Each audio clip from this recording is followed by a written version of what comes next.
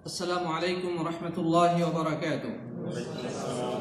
الحمد لله رب العالمين والصلاة والسلام على أشرف الأنبياء والمرسلين نبينا محمد بن عبد الله وعلى آله وصحبه أجمعين أما بعد. প্রাণপ্রিয় সাথী ভাই বন্ধুগণ, আমরা প্রথমেই সেই বাড়ি পাকের দরবারে লাখ কোটি শুকরিয়া আদায় করছি, যিনি আজকে আমাদেরকে জুবাইল দাওয়াত গাইডেন্স সেন্টারের এই ক্লাস কক্ষে সাপ্তাহিক তাওহীদ ক্লাসে উপস্থিত হওয়ার তৌফিক দান করেছেন। এই জন্যে আমরা প্রত্যেকেই সেই মহান বাড়ি পাকের দরবারে শুকরিয়া আদায় করি, সকলেই পড়ি আলহামদুলিল্লাহ। অতঃপর অবারিত সালাতু সালাম পেশ করছি প্রাণপ্রিয় নবী মুহাম্মদ রাসূলুল্লাহ সাল্লাল্লাহু আলাইহি ওয়াসাল্লামের প্রতি। আমরা প্রত্যেকেই তার প্রতি দুরূদ পেশ করি সাল্লাল্লাহু আলাইহি ওয়াসাল্লাম। প্রাণপ্রিয় সাথী ভাই বন্ধুগণ, ইমাম মুহাম্মদ বিন আব্দুল ওয়াহ্হাব রাহিমাহুল্লাহ রচিত কিতাবুত তাওহীদের আজকে আমরা যে অধ্যায়টি পড়ব সেটি হচ্ছে বাবু আন-নাহয়ু আন সাব্বির রূহ সাব্বির রিহ। বাবু আন-নাহয়ি আন সাব্বির রিহ, বাতাসকে গালি দেওয়া নিষেধ। বাতাসকে গালি দেওয়া নিষেধ। তো সম্মানিত শেখ এই মর্মে একটি হাদিস পেশ করেছেন। হাদিসটি বর্ণনা করেছেন উবাই ইবনে কাব রাদিয়াল্লাহু তাআলা আনহু থেকে। তিনি বলছেন, عن أبي بن كعب رضي الله تعالى عنه أن رسول الله صلى الله عليه وسلم قال: لا تسبوا الريح فإذا رأيتم ما تكرهون فقولوا اللهم إنا نسألك من خير هذه الريح وخير ما فيها وخير ما أمرت به ونعوذ بك من شر هذه الريح وشر ما فيها وشر ما أمرت به. সাহাহু তিরমিজি রাহিমাহুল্লাহ। প্রিয় সাথী বন্ধুগণ, উবাই ইবনে কাব রাদিয়াল্লাহু তাআলা বলছেন, নবী আকরাম সাল্লাল্লাহু আলাইহি ওয়াসাল্লাম ইরশাদ করেছেন যে তোমরা বাতাসকে গালি দিও না। তোমরা বাতাসকে গালি দিও না। তোমরা যদি বাতাসের মধ্যে তোমাদের অপছন্দনীয় কোনো কিছু দেখো, অর্থাৎ যদি তোমরা বাতাসকে দেখে তোমরা কোনো ক্ষতির আশঙ্কা করো বা তোমাদের কাছে যেটা অপছন্দনীয় মনে হয়, তখন তোমরা এই দোয়াটি পাঠ করো। এই দোয়াটি পাঠ করো। সেটা কি? আল্লাহুম্মা ইন্না নাসআলুকা মিন খাইরি হাযিহির রিহ ওয়া খাইরি মা ফিহা ওয়া খাইরি মা উমিরাত বিহি ওয়া আউযু বিকা মিন শাররি হাযিহির রিহ ওয়া শাররি মা ফিহা ওয়া শাররি মা উমিরাত বিহি। যে তোমরা দোয়াটি পড়ো যে হে আল্লাহ, তোমার কাছে আমরা প্রার্থনা করছি, আল্লাহুম্মা ইন্না নাসআলুকা মিন খাইরি হাযিহির রিহ, এই বাতাসের মধ্যে যে কল্যাণ রয়েছে, বাতাসের কল্যাণ, বাতাসের মধ্যে যে কল্যাণ নিহিত রয়েছে সেটা তোমার কাছে প্রার্থনা করছি, এবং যেই কল্যাণ নিয়ে আল্লাহর পক্ষ থেকে সে আদিষ্ট হয়েছে, যে কল্যাণের ব্যাপারে সে আল্লাহর পক্ষ থেকে আদেশপ্রাপ্ত হয়েছে, সেই কল্যাণ তোমার কাছে আশা করছি। আর তোমার কাছে আশ্রয় প্রার্থনা করছি এই বাতাসের মধ্যে যে অকল্যাণ রয়েছে, বাতাসের যে অকল্যাণ রয়েছে সেটা থেকে, এবং যে অকল্যাণের নির্দেশ নিয়ে সে এসেছে বা অকল্যাণের বিষয়ে আদিষ্ট হয়ে প্রবাহিত হচ্ছে, তার অকল্যাণ থেকেও আমি তোমার কাছে আশ্রয় প্রার্থনা করছি। ইমাম তিরমিজি রাহিমাহুল্লাহ এই হাদিসটিকে সহিহ হিসেবে সাব্যস্ত করেছেন। প্রিয় বন্ধুগণ, তাহলে আমরা এই হাদিস থেকে যে জিনিসটি স্পষ্টভাবে বুঝতে পারলাম যে বাতাসকে গালি দেওয়া নিষেধ। বাতাসকে গালি দেওয়া নিষেধ। আসলে ইসলামের দৃষ্টিতে গালিগালাজ করাটাই মানুষের উন্নত চরিত্রের পরিপন্থী কাজ। নবী করিম সাল্লাল্লাহু আলাইহি ওয়াসাল্লাম তিনি গালাগালি করার প্রতি গালিগালাজ করতে নিষেধ করেছেন। আর এখানে সাব মানে হচ্ছে গালি দেওয়া অথবা অভিশাপ দেওয়া। কাউকে অভিশাপ দেওয়া, তারপরে কাউকে গালি দেওয়া, এই উভয়টাই সাব শব্দের অর্থের মধ্যে পাওয়া যায়। তার মানে বাতাসকে গালি দেওয়া যাবে না, বাতাসের প্রতি অভিশাপ বর্ষণ করাও যাবে না, অভিশাপ দেওয়া যাবে না, গালমন্দ করা ঠিক নাই, এটা নিষেধ। প্রিয় বন্ধুগণ, তো বাতাসকে গালি দেওয়া যাবে না, তার বিপরীতে কি করতে হবে? বরং আমাদের সবসময় বাতাস প্রবাহিত হয় আল্লাহর হুকুমে, কিন্তু এই বাতাস এটা কখনো আমাদের জন্য কল্যাণ বয়ে নিয়ে আসে, আবার কখনো আমাদের জন্য ভয়ঙ্কর হয়ে ওঠে, আমাদের জন্য ক্ষতির কারণ হয়ে দাঁড়ায়। বাতাস কখনো আমাদের জন্য কল্যাণের বার্তা নিয়ে আসে, আবার বাতাস কখনো আমাদের জন্য দুঃসংবাদ বয়ে নিয়ে আসে। তার মানে বাতাসের মধ্যে দুই রকমই জিনিস থাকে। ভাইরা আমার, আল্লাহ সুবহানাহু ওয়া তাআলা এই বাতাসকে প্রেরণ করেন কল্যাণের বার্তা দিয়ে, আবার অকল্যাণের বার্তা দিয়ে। তার মধ্যে দুই ধরনেরই বিষয় থাকে। তা এই জন্য প্রিয় নবী সাল্লাল্লাহু আলাইহি ওয়াসাল্লাম আমাদেরকে একটা দোয়া শিক্ষা দিয়েছেন। আমাদের উচিত হবে সেই দোয়াটি পাঠ করা। সেই দোয়াটা কি প্রিয় ভাইরা আমার? আমাদের উচিত দোয়াটি মুখস্থ করে নেওয়া, নাকি? আমরা অনেকেই দোয়া মুখস্থ করতে পারি না বা দোয়া মুখস্থ করি না। আমাদের একটু চেষ্টা করলে সেটা কিন্তু সম্ভব, তাই না? সেই বাতাস প্রবাহিত হতে দেখলে, ঝঞ্ঝা বায়ু, তারপরে এরকম ঘূর্ণিঝড়, তারপরে এভাবে খুব মানে প্রচন্ড বেগে বায়ু প্রবাহিত দেখলে আমাদের করণীয় হচ্ছে দোয়া পড়া। গালাগালি, লানত, অভিশাপ না দিয়ে আমাদের উচিত দোয়া পড়া। সেটা দোয়াটা কি? আল্লাহুম্মা ইন্নী আসআলুকা মিন খাইরি হাযিহির রিহ ওয়া খাইরি মা ফিহা ওয়া খাইরি মা উমিরাত বিহ ওয়া আউযু বিকা মিন শাররি হাযিহির রিহ ওয়া শাররি মা ফিহা ওয়া শাররি মা উমিরাত বিহ। অন্য কোনো বর্ণনা আছে ওয়া খাইরি মা উরসিলাত বিহ। কোথাও আছে উরসিলাত বিহি, কোথাও আছে উমিরাত বিহি। উরসিলাত মানে প্রেরণ করা হয়েছে, আর উমিরাত মানে আদেশ করা হয়েছে। অর্থাৎ, হে আল্লাহ, তোমার কাছে এই বাতাসের কল্যাণ, বাতাসের মধ্যে যে কল্যাণ নিহিত রয়েছে এবং যেই অকল্যাণের নির্দেশ দিয়ে তাকে প্রেরণ করা হয়েছে, সেই কল্যাণ তোমার কাছে আমি চাই। আর এই বাতাসের ভিতরে যে অকল্যাণ নিহিত রয়েছে এবং যে অকল্যাণের নির্দেশ দিয়ে সে প্রেরিত হয়েছে বা প্রবাহিত হয়েছে, তোমার কাছে সেই অকল্যাণ থেকে বা তার অনিষ্ট থেকে, তার ক্ষতি থেকে আশ্রয় প্রার্থনা করি। সাথী বন্ধুগণ, তাহলে এই হাদিস থেকে আমরা কি জানতে পারলাম? প্রথমে আমরা বলবো যে গালাগালি করা এটা কোনো মুমিনের স্বভাব নয়। ইমানদার গালাগালি করে না, অভিসম্পাত বর্ষণ করে না, মানুষকে অভিসম্পাত দেয় না। তাহলে এদিকে মানুষকে যেহেতু অভিসম্পাত দেওয়া, গালাগালি করা উচিত নয় বা উত্তম চরিত্রের পরিপন্থী, সেখানে তো বাতাস, সেখানকে বাতাসকে গালি দেওয়ার মানে বাতাস তো কোনো একটা প্রাণী নয় বা তার কোনো একটা বোধ শক্তি নাই যে আমার গালি খেয়ে সে হয়তোবা তার গতি পরিবর্তন করে ফেলবে। ঠিক না বেঠিক? বাতাসকে গালি দিয়ে বাতাসের গতি পরিবর্তন করা যাবে? প্রিয় ভাইরা আমার, তো এই জন্যে বাতাসকে গালি দিয়ে কোনো লাভ নেই, বাতাসকে অভিশাপ দিয়ে কোনো ফায়দা নাই। বাতাসকে অভিশাপ দিলে কি হবে? কোনো ফায়দা হচ্ছে তার? এখানে গালি দেওয়ার নিষেধ কেন? কারণ এখানে যেটা বলা হয়েছে যে বাতাস নিজে প্রবাহিত হয় না, আল্লাহর হুকুম ছাড়া। আল্লাহ রাব্বুল আলামিন তাকে আদেশ করেন, তারপরে সে প্রবাহিত হয়। আল্লাহর হুকুমেই বাতাস প্রবাহিত হয়। কখনো মৃদুমন্দ বাতাসে আমাদের মন শীতল হয়ে যায়, কখনো প্রচন্ড ঘূর্ণিঝঞ্ঝা এসে ঘরের চাল উড়িয়ে নিয়ে যায়, গাছপালা ভেঙে পড়ে, কারেন্টের খাম্বা পড়ে, আমাদের রাস্তাঘাট বন্ধ হয়ে যায়, জানমালের ক্ষয়ক্ষতি হয়, অনেক ধরনের বিপদ নেমে আসে। এই সবগুলোই কিন্তু কার পক্ষ থেকে, কার হুকুমে হয়? আল্লাহ রাব্বুল আলামিনের হুকুমে হয়। সুতরাং বাতাসকে গালি দেওয়ার মানেটা হলো স্বয়ং আল্লাহকে গালি দেওয়া। কারণ যেই হুকুমদাতা একে পরিচালিত করছেন, ওই বাতাসকে গালি দিলাম মানে যে হুকুমদাতা তাকে গালি দিলাম। এই জন্যে প্রিয় সাথী বন্ধুগণ, বাতাসকে গালি দেওয়ার মানেটা হলো স্বয়ং আল্লাহকে গালি দেওয়ার শামিল। নাউজুবিল্লাহ।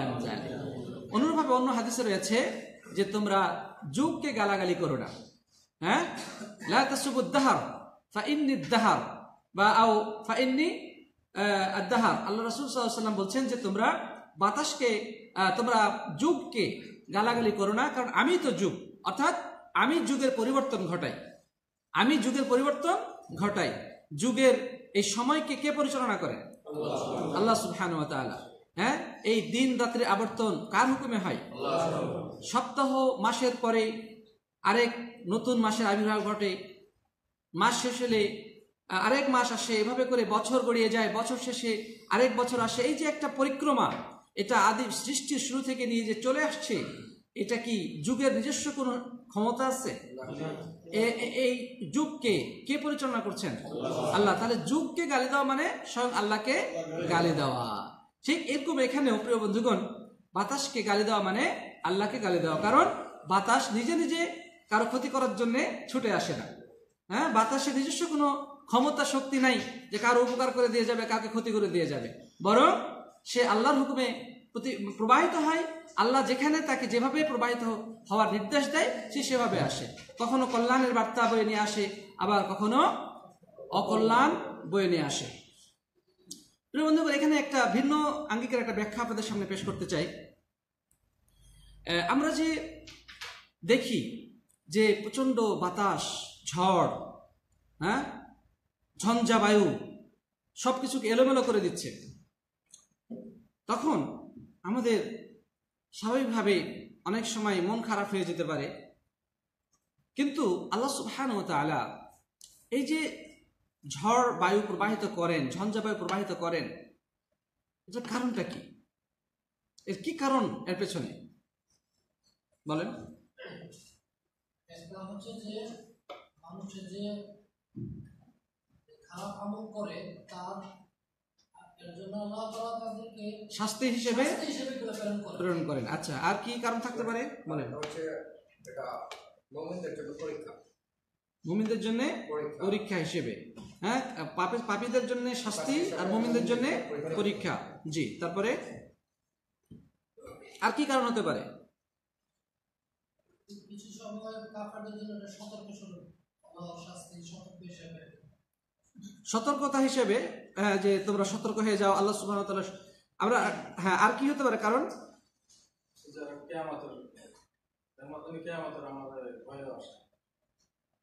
কিয়ামতের ভয় আসে।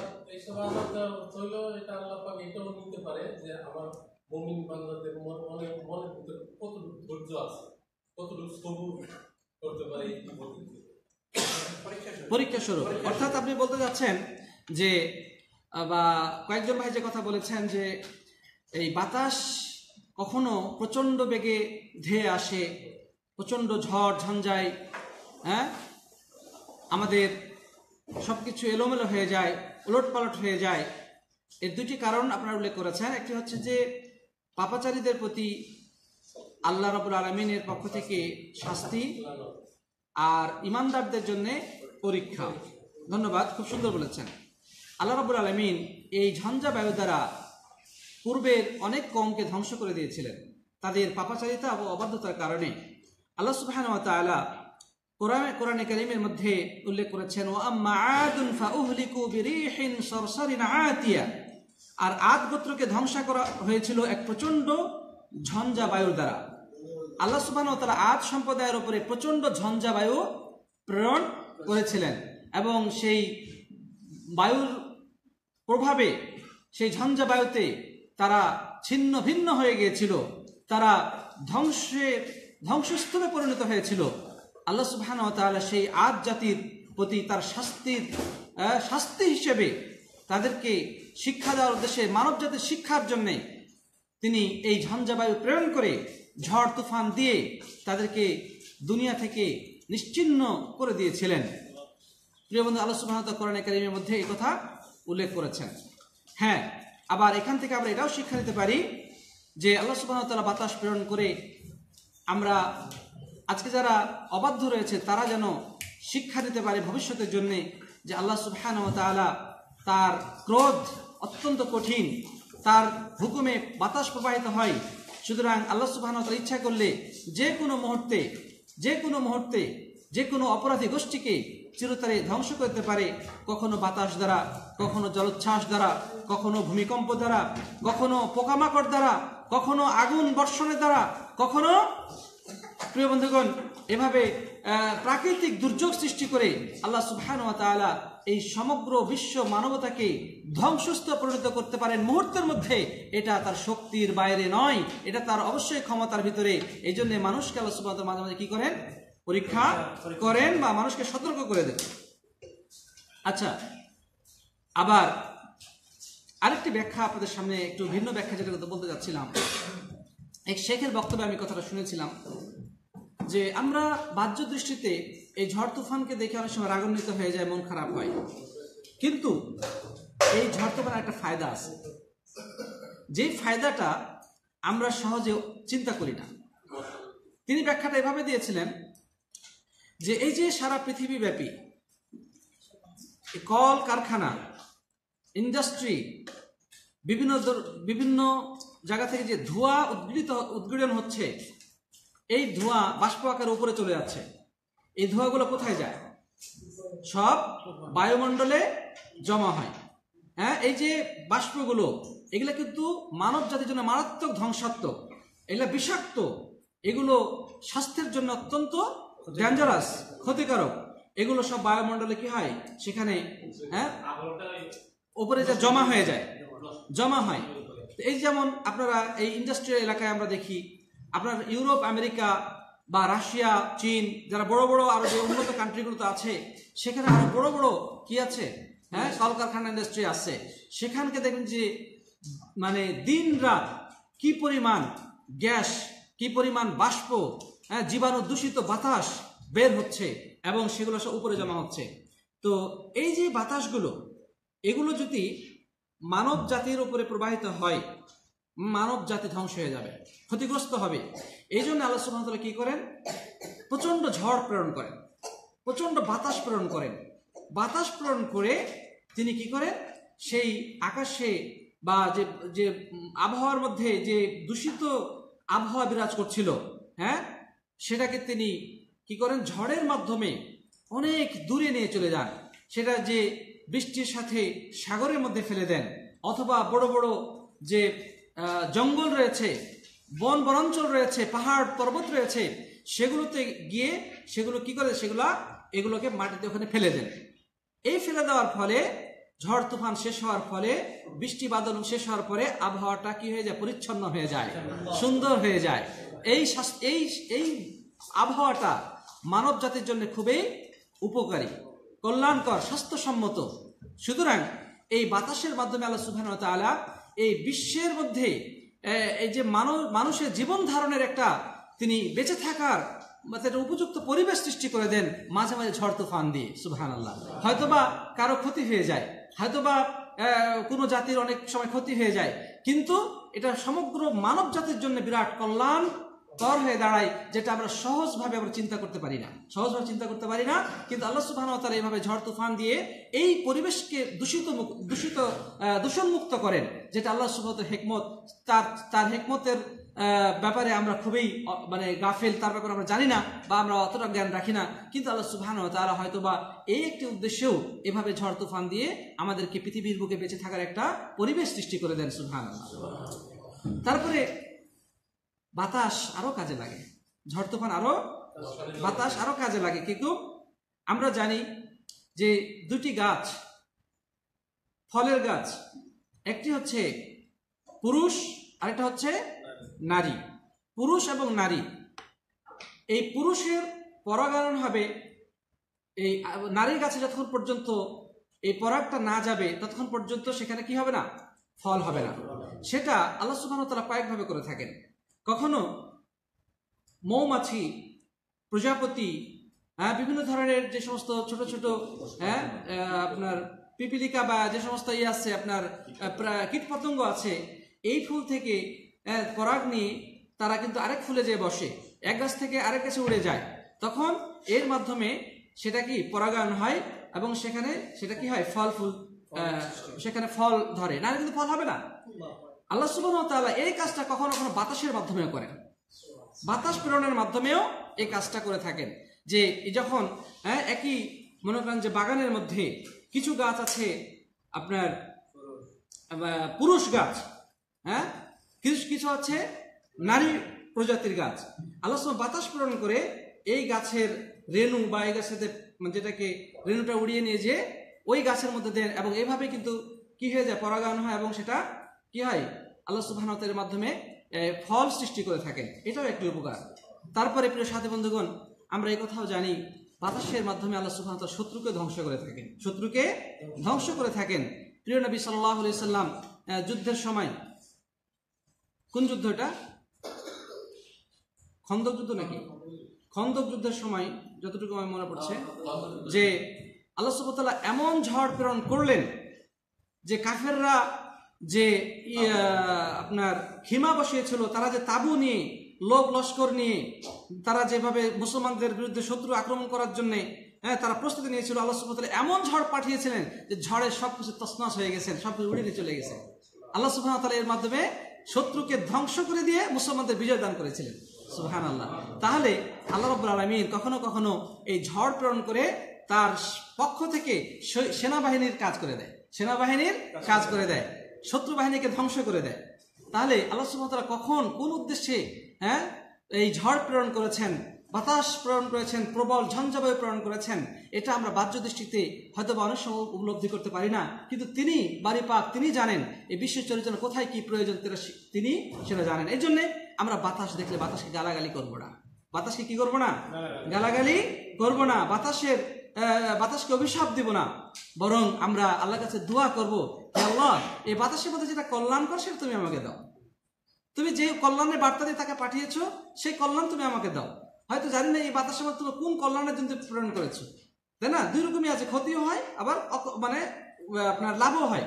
তোমার মধ্যে সেই লাভটা তোমার কাছে চাই আল্লাহ, আর যদি ক্ষতি থেকে থাকে আল্লাহ তুমি সেই ক্ষতি থেকে পানা দাও, বাঁচাও। সুবহানাল্লাহ। তাহলে প্রিয় বন্ধুগণ, আমাদেরকে বুঝতে হবে যে মহান আল্লাহ রাব্বুল ইজ্জাত ওয়া জালাল এই বাতাসকে এমনি এমনি প্রেরণ করেন না, এবং কখনো কখনো খুব জোরে, কখনো মৃদুমন্দা, কখনো হিম শীতল বাতাস, কখনো ঠান্ডা, কখনো গরম, এই সব কিছুর পেছনে মহান আল্লাহ সুবহানাহু ওয়া তাআলার একটা হিকমত এবং কৌশল নিহিত রয়েছে, যেটা আমাদের এই ছোট্ট জ্ঞানে সবসময় আমরা উপলব্ধি করতে পারি না। কথা বোঝা গেছে কিনা? তো প্রিয় বন্ধুগণ, এই জন্যে আমরা এই হাদিস থেকে এই জিনিসটা শিক্ষা গ্রহণ করব। প্রিয় ভাইরা আমার, আমরা এখান থেকে আরেকটা জিনিস আমরা শিখব, যে সেটা হচ্ছে যে আমাদের চরিত্রকে সংশোধন করা। সেটা হচ্ছে গালাগালির যে অভ্যাস বা চরিত্র, এটা আমাদেরকে এই অভ্যাসকে পরিবর্তন করতে হবে। বাতাসকে দেখে গালাগালি করা, আবহাওয়া দেখে গালাগালি করা, এটা কিন্তু কি খুব খারাপ অভ্যাস, এটা মানুষের সুন্দর চরিত্রের অন্তর্ভুক্ত অবশ্যই নয়। এখানে একটা প্রশ্ন আসে যে আল্লাহ সুবহানাহু ওয়া তাআলা তো কোরআনে কারীমের মধ্যে বাতাসকে তিনি বলছেন সরসরিন আতিয়া, মানে খুব ঝঞ্ঝা বায়ু। এই যে আল্লাহ পাক বায়ুকে ঝঞ্ঝা বিক্ষুব্ধ বলেছেন, মানে বায়ুর ভিতরে কি আছে, মানে খুব মানে আক্রমণশীল এবং ঝঞ্ঝা বিক্ষুব্ধ যে থাকে, আল্লাহ সুবহানাহু ওয়া তাআলা এই কথা উল্লেখ করেছেন।